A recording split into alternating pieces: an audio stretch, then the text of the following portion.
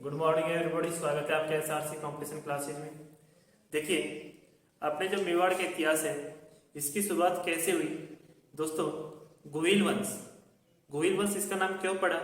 क्योंकि गोहिल द्वारा इस वंश की स्थापना की गई थी 566 ईस्वी में। इस कारण इसको गोहिल वंश नाम दिया गया। ठीक है, शुरुआत यहीं से मानी जाती है दोस्तों। देखिए, गोहिल का जन्म कैसे होती है इसके पीछे एक कहानी है। वो कहानी मैं आपको सुनाता हूँ, फिर आपको मैं एक ही डाटा सिखाऊंगा। देखिएगा, सबसे पहले होता क्या है, ये हमारे सूर्य भगवान। कौन है? सूर्य भगवान। सूर्य भगवान का एक वंशज हुआ जिसका नाम था विवस्वान। क्या नाम था? विवस्वान। विवस्वान के वंशज हुआ किससे? जिनका नाम था राजा दशरथ। क्या नाम था दोस्तों? राजा दशरथ। यहां से आप जानते ही हो, राजा दशरथ का जो अगला जो वंशज हुआ जिसका नाम था श्री राम, और श्री राम से आगे लव कुश।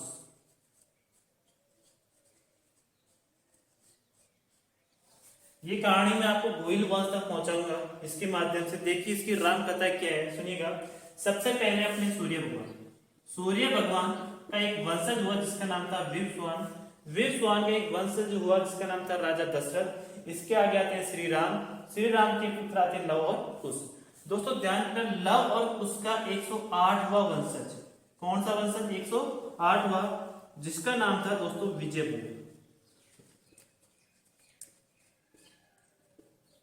क्या नाम था इसका? विजयभूप। और विजयभूप तक ध्यान रखना, इन सबकी सब राजाओं की राजधानी क्या हुआ करती थी? अयोध्या हुआ करती थी।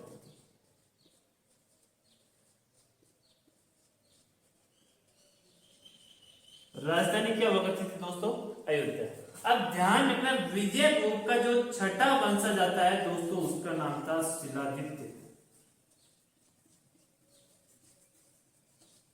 क्या नाम था दोस्तों? शिलादित्य। शिलादित्य, ठीक है।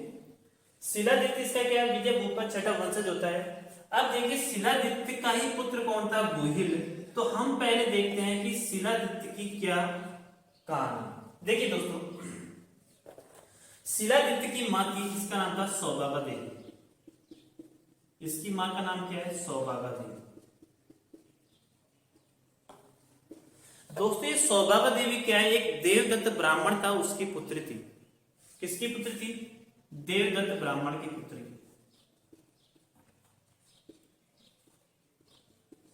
इसकी पुत्री होती है, ठीक है।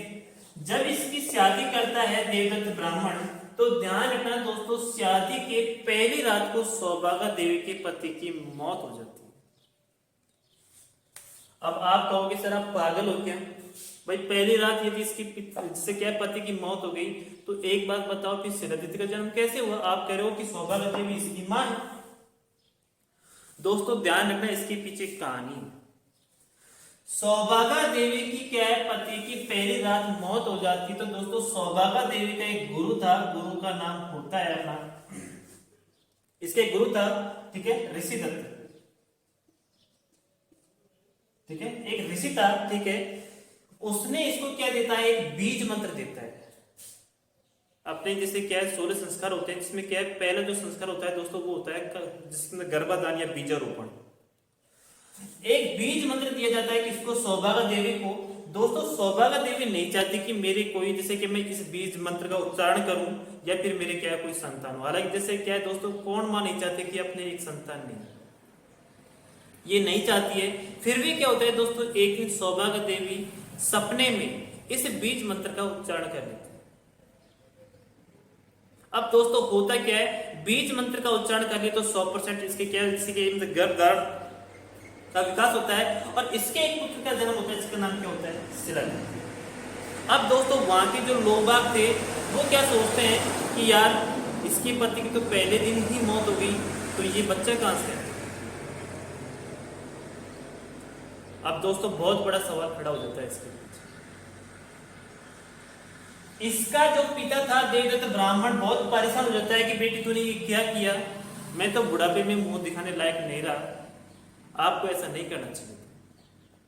लेकिन ये इसका पापा था देवदत्त ब्राह्मण ये सौभागा देवी की जिसे क्या कही हुई, उसने इसे क्या क्लियर कह दिया कि पापा ऐसा ऐसा हुआ था मेरे साथ में, ये बीज मंत्र का मैंने क्या सपने में जाप कर लिया और इसका ये परिणाम है।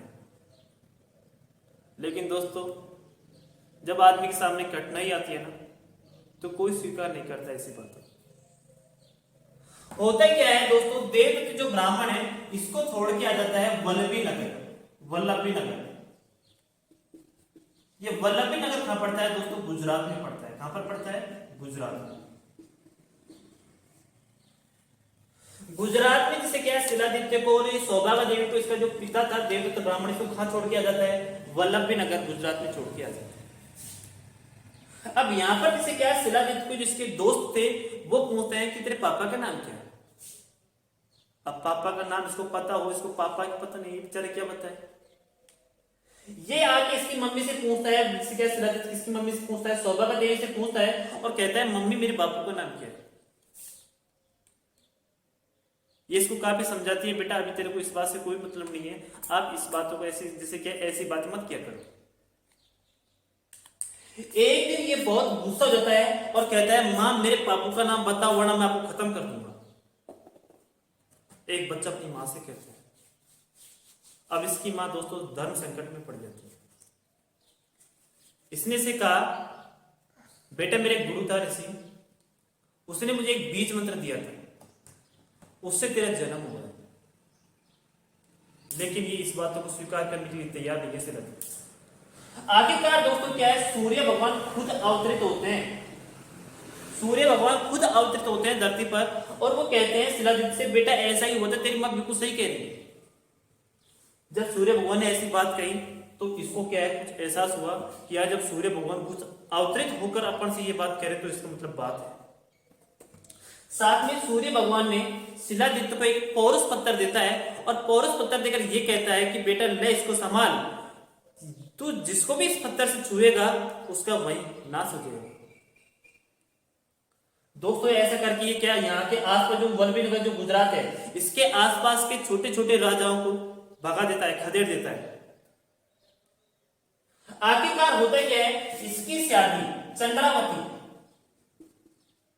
ये नाम जगह का नाम नहीं है दोस्तों, जिससे कि जगह का नाम है जिसका वर्तमान में नाम है आबू, जो माउंट आबू सिरोही है ना, जिसका पहला नाम क्या होता था वो पड़ता था चंद्रावती। यहाँ की एक राजकुमारी थी जिसका नाम था पुष्पावती।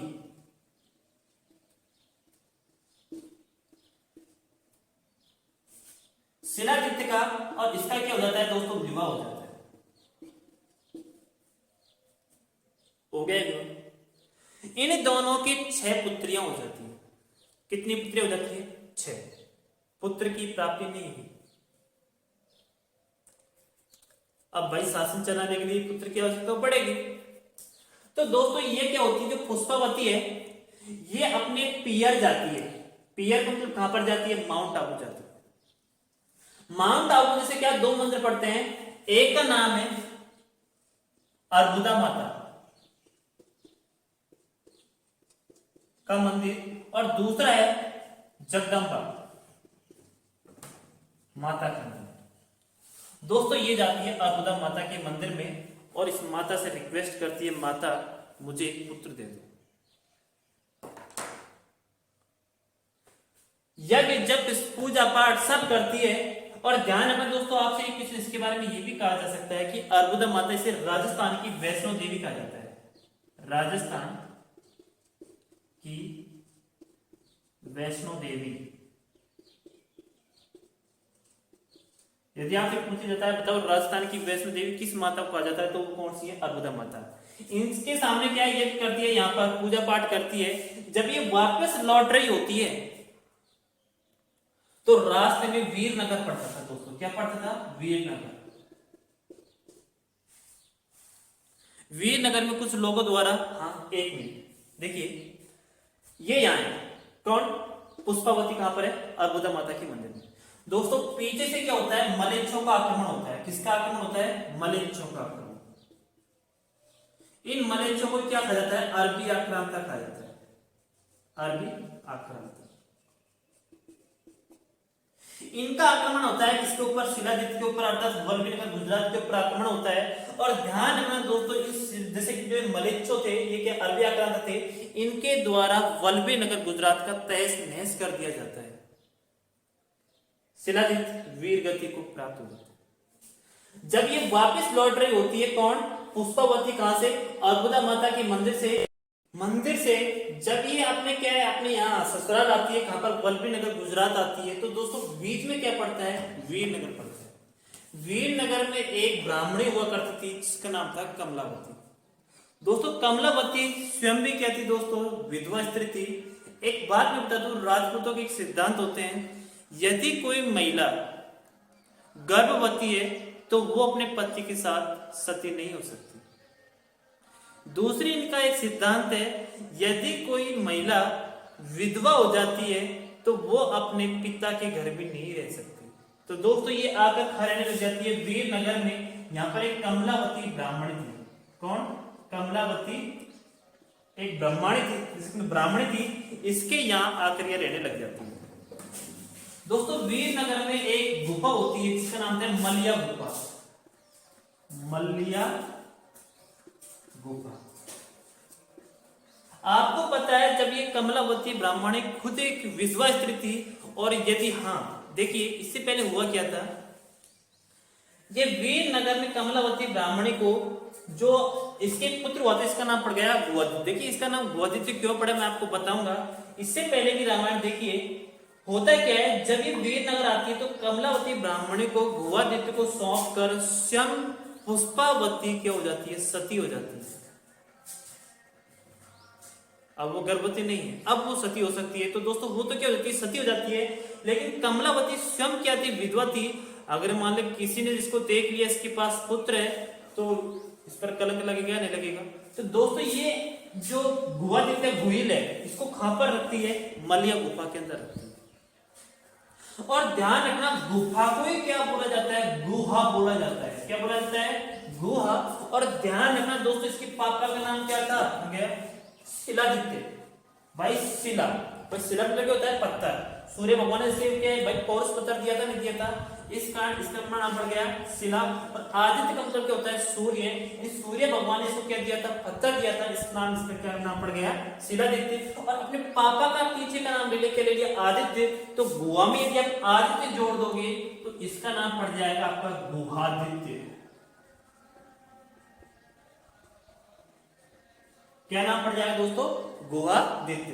इस कारण ध्यान रखना दोस्तों, इसको क्या, गोहिल को गुहादित्य भी बोला जाता है और गुहादत्त भी बोला जाता है। जब ये धीरे धीरे बड़ा होता है तो दोस्तों ये कमलावती ब्राह्मणी से सारी बातें पूछता है। तब कमलावती ब्राह्मणी इसको बताती है कि ऐसे ऐसे तेरी मम्मी कहाँ गई थी, तुम्हारे मामा जी की यहाँ गई थी। तब पीछे से किसका आक्रमण होता है, मलेच्छों का आक्रमण होता है, अरबी आक्रांताओं का आक्रमण होता है, किस पर, वल्लभीनगर गुजरात पर, तुम्हारे गांव पर, तुम्हारे राज्य पर। तब तेरे पापा वीर गति को प्राप्त हो जाते हैं और तेरी माँ ऐसे ऐसे उनके साथ सती हो जाती है। दोस्तों गोहिल को बड़ा गुस्सा आता है, गोहिल को बड़ा गुस्सा आता है। ये सोचता है ऐसा हुआ था, ये तुरंत तलवार उठाता है। वहां पर दोस्तों क्या है, भील जनजाति हुआ करती थी। ये भील जनजाति गोहिल का बड़ा सपोर्ट करती थी। इसने कहा गोहिल ने भीलों से कि आप मेरा साथ दीजिए, मैं कभी भी आपके परिवार पर आपत्ति नहीं आने दूंगा। तब दोस्तों जैसे क्या भीलों ने इसका क्या दिया, साथ दिया, और ये आता है और किसके ऊपर आक्रमण कर देता है, मलेच्छों के ऊपर आक्रमण कर देता है। लेकिन ध्यान रखना दोस्तों, ये आक्रमण करता उससे पहले मलेच्छ जा चुके थे। यहां आकर ये क्या करता है, अपने साम्राज्य की नींव डालता है और यहीं पर इसने एक वंश की शुरुआत की जिसका नाम पड़ गया गोहिल वंश। क्या नाम पड़ गया दोस्तों, गोहिल वंश। और ये गोहिल वंश की स्थापना कर देता है 566 ईस्वी। 566 ईस्वी में इसने किसकी स्थापना कर दी दोस्तों, गोहिल वंश की। अब देखिए गोहिल वंश सबसे पहले, रुको भैया। अब दोस्तों यहां से शुरुआत होती है किसकी, मेवाड़ राज्य के इतिहास की। गोहिल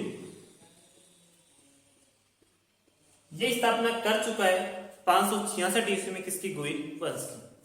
दोस्तों गोहिल वंश के बाद में आता है नागादित्य। एक शासक हुआ जिसका नाम क्या है? नागादित्य। कोई दिक्कत नहीं। नागादित्य के बाद में आता है दोस्तों महेंद्रपष्ट। कौन आता है? महेंद्रपष्ट। महेंद्रपष्ट के बाद में दोस्तों अगला जो शासक बनता है गोहिल।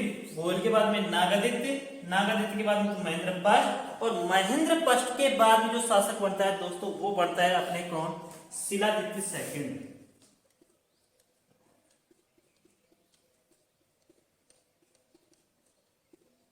शिलादित्य सेकंड के बाद में कौन बनता है? अपराजित।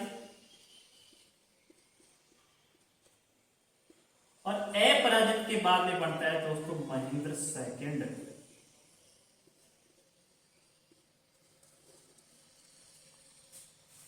ये महेंद्र सेकंड देखिए, गोहिल ने कुछ वादा किया था भीलों के साथ में, मैं तुम्हारी जाति पर कभी भी अत्याचार नहीं होने दूंगा। लेकिन जब महेंद्र सेकंड दोस्तों शासक बनता है तो ये भीलों पर अत्याचार करना शुरू कर देता है। दोस्तों भीलों को क्या गुस्सा आता है और भील इस महेंद्र सेकंड की क्या कर देते हैं? हत्या कर देते हैं। महेंद्र फर्स्ट का लड़का था जिसका नाम था कालभोज। कालभोज। देखिए इसको बप्परावल कैसे कहते हैं मैं आपको अभी बताऊंगा। देखिए इसके पुत्र हुआ कालभोज। अब कालभोज इसके पापा को जब क्या भीलों ने इसकी हत्या कर दी महेंद्र सेकंड की, तो बताओ इसका जो पुत्र है कालभोज वो भी भयभीत रहेगा नहीं रहेगा? भाई इस पर भी तो आक्रमण हो सकता है भीलों पर। तो दोस्तों ये क्या करता है? एक ऋषि के आश्रम में चला जाता है। कहां चला जाता है? एक ऋषि के आश्रम में, और ये वहीं रहने लग जाता है। वहीं उस ऋषि की क्या करता है? गाय चराता है, वहीं दूध पीता है और मस्त रहता है, कोई दिक्कत नहीं। इस ऋषि का नाम था दोस्तों हरित ऋषि। क्या नाम था? हरित ऋषि। हरित ऋषि के आश्रम में रहने लग जाता है। दोस्तों इस हरित ऋषि देखिए एक बार क्या होता है, इस मेवाड़ पर अरबी आक्रांताओं का फिर से दोस्तों आक्रमण होता है। लेकिन ध्यान रखना कालभोज जो बप्परावल थे ये उनका अच्छे से विनाश कर देते हैं, और उनका विनाश करने के कारण ही हरित ऋषि ने कालभोज को एक उपाधि दी थी जिसका नाम है बप्पा रावल।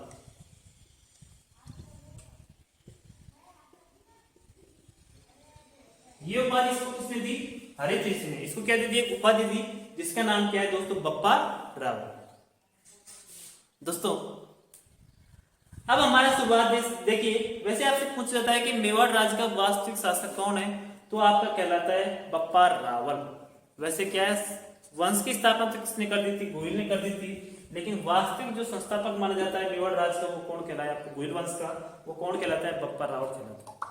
अब देखते हैं बप्पा रावल के बारे में, शुरुआत करते हैं। देखिएगा अब अपने पढ़ लेते हैं दोस्तों बप्पा रावल के बारे में। देखिए पहला पॉइंट, इनका जो वास्तविक नाम था, वास्तविक नाम इनका दोस्तों क्या था? कालभोज। क्या नाम था? कालभोज। दूसरा पॉइंट, इनका जन्म कहां होता है? ईडर, और ये ईडर पड़ता है दोस्तों गुजरात में। और कब होता है? 713 ईस्वी। तीसरा, पिता का नाम मैंने आपको बताया था महेंद्र सेकंड। इसकी हत्या कर दी जाती है किसके द्वारा? भीलों द्वारा। बता चुका हूं मैं आपको। कहां रहता था ये? हरित ऋषि के आश्रम में निवास। ये तो खैर कोई खास नहीं है। कहां पर रहता था दोस्तों ये? हरित ऋषि के आश्रम में रहा करता था, और जिससे हरित ऋषि ने इसको किसकी उपाधि दी थी? बप्पा रावल की उपाधि। देखिए दोस्तों, इसका जो शासनकाल रहता है वो रहता है 734 से लेकर 753। जन्म कब होता है? 713 ईस्वी में। शासनकाल कब होता है इसका? 734 से 753 ईस्वी तक। ठीक है, देखिए मैंने आपसे कहा था, क्या कहा था? जब मैंने आपको स्टार्टिंग का जो टॉपिक कराया था तो मैंने बताया था कि राजस्थान की जो इतिहास है इसका जन्म किससे माना जाता है? राजपूत काल से, और वो भी 7वीं सदी के मध्य से। तो दोस्तों ध्यान रखना, वैसे इसकी स्थापना 586 में हो गई, लेकिन अब तक किसी राजा की इतनी इंपॉर्टेंस थी क्या? नहीं थी। शुरुआत कौन करता है? बप्पा रावल। बताओ ये 7वीं सदी का मध्य समय है? नहीं है।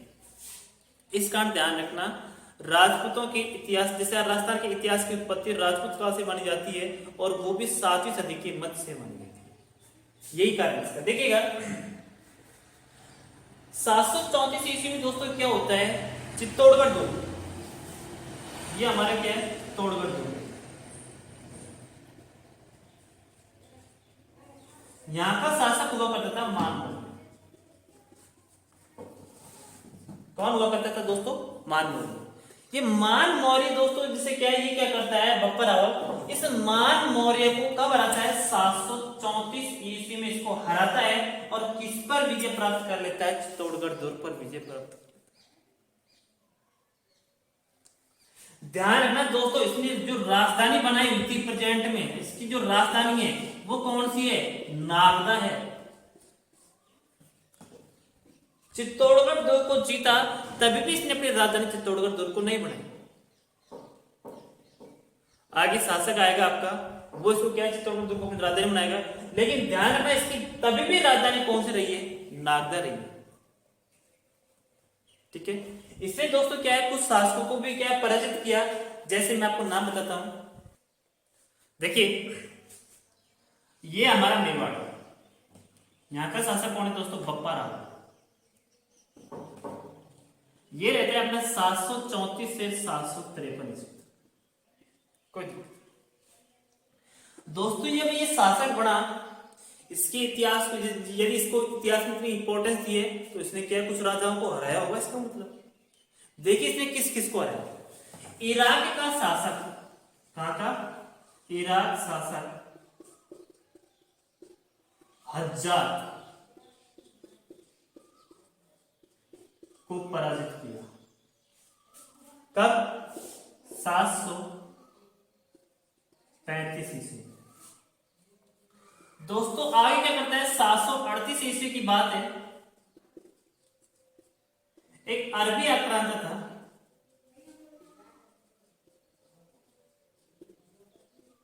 जिसका नाम है जुनैद।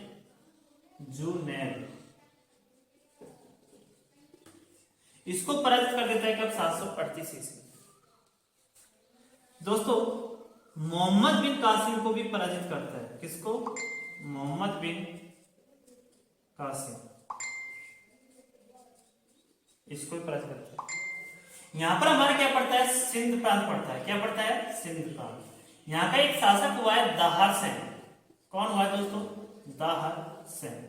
ये मोहम्मद बिन कासिम क्या करता है दोस्तों? देखिए ये आक्रमण कर देता है, सिंध का शासक कौन था? दार सेन, इस पर आक्रमण करता है और ये दार सेन को हरा देता है। इसको हराकर ये राजपूताना की तरफ बढ़ता है, लेकिन बप्पा रावल क्या करता है? इसको, मोहम्मद बिन कासिम को भी हरा देता है। इधर अपने क्या है? गजनी पड़ती है। क्या पड़ती है दोस्तों? गजनी। और गजनी का एक शासक हुआ जिसका नाम था सलीम। गजनी का शासक कौन है दोस्तों? सलीम। इसको भी किसके द्वारा पराजित किया जाता है? बप्पा रावल के द्वारा। एक बार वापस सुन लीजिए मैंने क्या कहा है। ये बप्पा रावल अपना क्या है? मेवाड़ का क्षेत्र है, जहां का शासक कौन है? अपना बप्पा रावल है, जिसका जो शासनकाल है वो 734 से 753 ईस्वी है। 735 ईस्वी में इसने क्या है? इराक के शासक हज्जाज को पराजित किया। 738 ईस्वी में इसने अरबी आक्रांता जुनैद को पराजित किया। आगे क्या होता है दोस्तों, ये क्या पड़ता है, अपना सिंध क्षेत्र पड़ता है। सिंध क्षेत्र का शासक कौन होता है, दारसेन होता है। दारसेन जो मोहम्मद बिन कासिम है, ये सिंध के शासक दारसेन को पराजित करता है, और सिंध के शासक दारसेन को पराजित करके किसकी ओर बढ़ता है, राजपूताना की तरफ बढ़ता है। लेकिन बप्पा राव द्वारा इसकी भी क्या ईंट से ईंट बजा दी जाती है। इसके बाद में अपना ऊपर क्या पड़ता है दोस्तों, गजनी पड़ती है, और गजनी का एक शासक हुआ है जिसका नाम क्या है दोस्तों, सलीम, और सलीम को भी किसके द्वारा हरा दिया जाता है दोस्तों, बप्पा रावल के द्वारा हरा दिया जाता है। एक दोस्तों जिसका 2 लाइन में आपको इंपॉर्टेंट बता रहा हूं, ये ध्यान रखना, आपसे एग्जाम में पूछी जाती है। देखिए, बप्पा रावल के समकालीन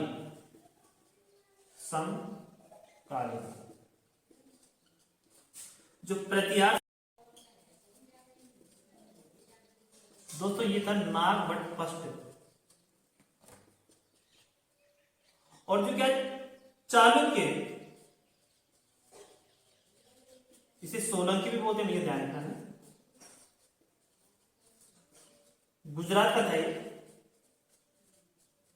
गुजरात में चालुक्य जो 16 के शासक था दोस्तों, वो था विजयादित्य सेकेंड। ये आप ध्यान में दोस्तों मुश्किल हो जाता है कि बप्पा रावल के समकालीन प्रतिहार शासक कौन था, नागभट्ट फर्स्ट था, जबकि बप्पा रावल के समकालीन चालुक्य 16 के शासक कौन था दोस्तों, विजयादित्य सेकेंड। आगे मिलते हैं अगले वीडियो के साथ, जब तक जय हिंद जय भारत।